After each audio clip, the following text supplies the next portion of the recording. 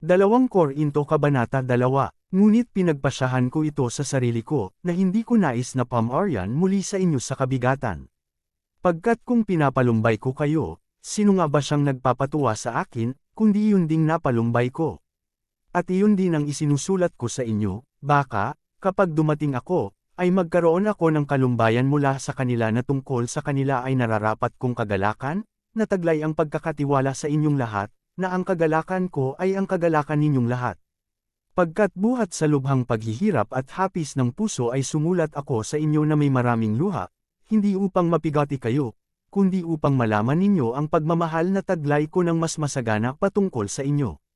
Ngunit kung ang sinuman ay nakapagdulot ng pighati, hindi ako ang pinigate niya, kundi bahagya, upang hindi ko mapaghigpitan kayong lahat. Sapat sa ganoong tao ang parusang ito, na ipinataw ng marami. Anupat sa salungat na paraan bagkus ay nararapat ninyong patawarin siya, at aliwin siya, baka sakali ang ganoon ay malunok ng labis-labis na kalumbayan. Kaya nga namamanhik ako sa inyo na pagtibayin ninyo ang pagmamahal ninyo tungo sa Kanya. Pagkat hanggang sa katapusang ito rin naman ay sumulat ako, upang malaman ko ang katunayan ninyo, kung kayo ay matalignayan sa lahat ng bagay. Sa Kanya na pinapatawad ninyo sa anumang bagay, ay pinapatawad ko rin naman, pagkat kung pinatawad ko ang anumang bagay, sa kung kanino ay ipinatawad ko ito, alang-alang sa inyo ay ipinatawad ko ito sa persona ni Kristo. Baka makakuha ng isang kalamangan sa atin ang Satanas, pagkat hindi tayo mangmang sa mga pukana niya.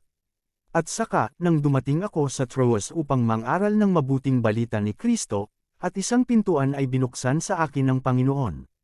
Wala akong naging kapahingahan sa espiritu ko, dahil hindi ko natagpuan si Titus na kapatid ko, ngunit pagkaiwan ko sa kanila, mula roon ay pamaroon ako patungo sa Macedonia. Ngayon ay salamat sa Diyos, na palaging nagdudulot sa atin sa pagkapanalo kay Kristo, at inilalantad ang samyu ng kaalaman niya sa pamamagitan natin sa bawat dako. Pagkat patungo sa Diyos tayo ay isang mabangong samyu ni Kristo, sa kanilang mga ligtas, at sa kanilang mga nawawasak. Sa isa kami ay ang samyu ng kamatayan patungo sa kamatayan, at sa iba ay ang samyu ng buhay patungo sa buhay. At sino ba ang sapat patungkol sa mga bagay na ito?